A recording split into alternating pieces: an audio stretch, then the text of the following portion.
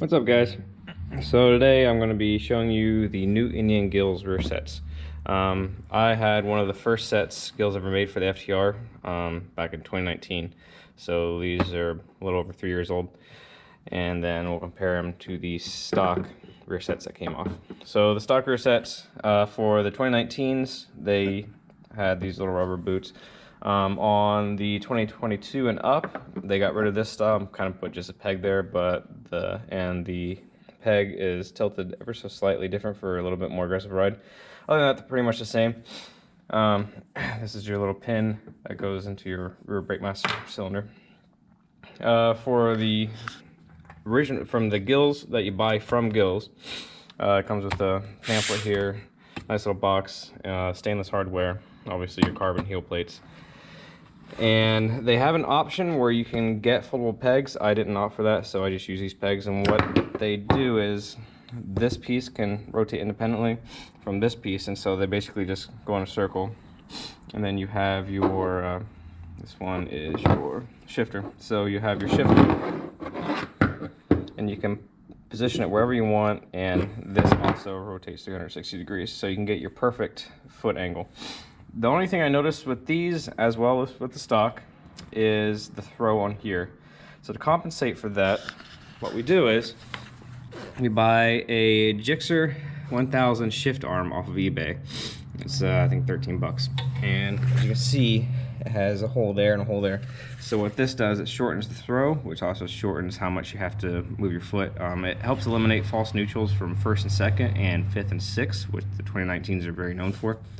I'll throw a link in the description for this particular piece if you really want to, and you can drill an extra hole up here and move it even farther forward. Doing that makes finding neutral a little bit tricky, but it gives you even more quicker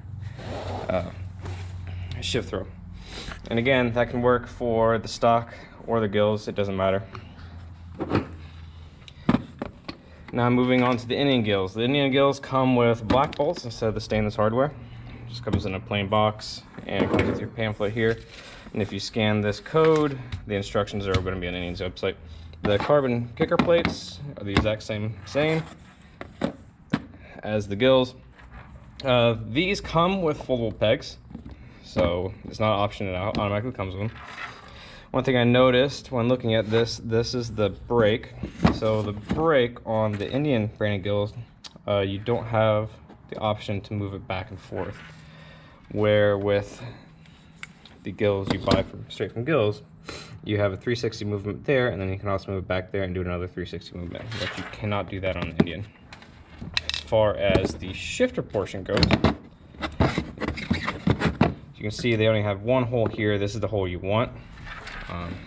If you look over here, actually measure it. There goes that. I actually use the lower hole, and that's the hole you want. And for the OEM Gilles and the Indian Gilles, it's the same way. You have two holes with 360 degree. Other than that, they pretty much look about the same.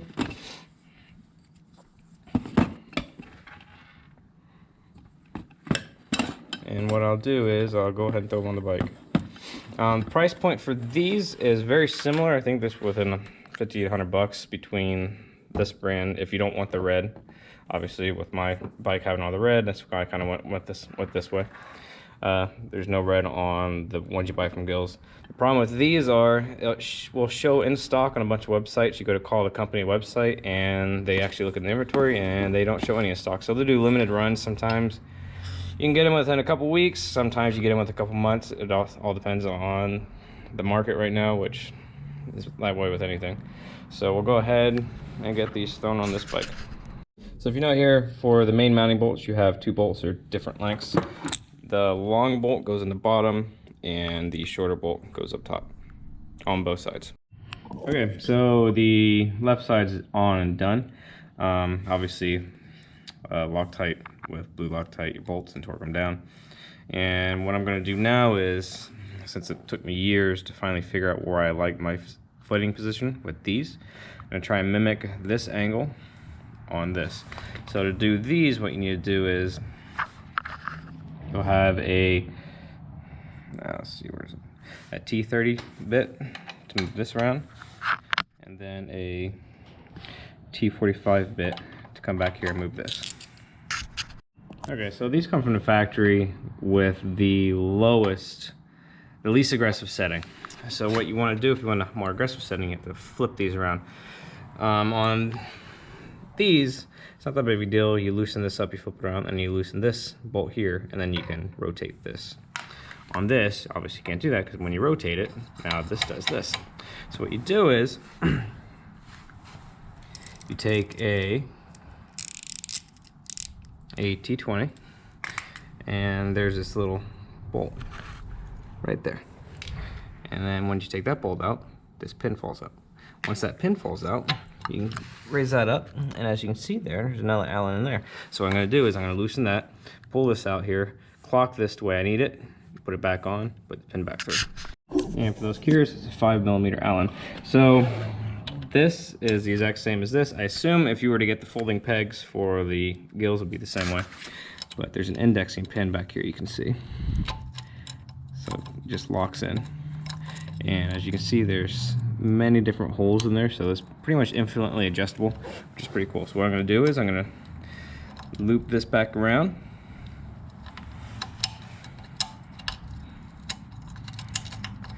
Put that in there, and then find out exactly where I want this to sit. So I think I'm going to have it sit right about there, and then obviously if for some reason I go down, foot peg will go up.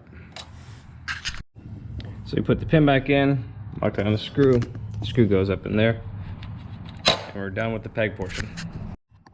Something else I noticed, on this one you can kind of rotate this full 360 degrees.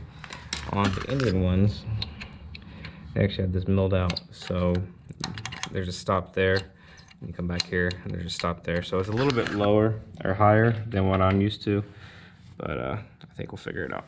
Obviously just loosen this, and this moves in, and then if you want to, you can take this bolt out, pull this out, and put the shift back there if that's what you want, and then tighten that back, and then we're done with the left side.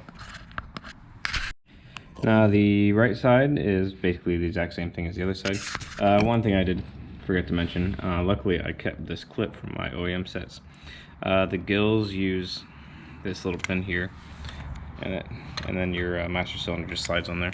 Also, if you look at the pivot point here and up front, that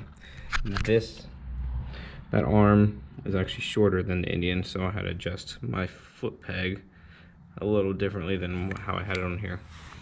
FTR, there's no brake switches to worry about because it's a pressure switch and it already comes with the spring. So it's on, that's up. The anodized red actually looks pretty neat. It matches the R tank covers pretty good, but overall pretty happy with the quality. Just something different to the bike. After a quick little rip, they feel almost identical as the other ones, as they should, because they're basically the same thing. These might take a little bit to get used to. I haven't had movable pegs in about 3 years, but the red just looks so good. Yeah, overall I'm pretty happy.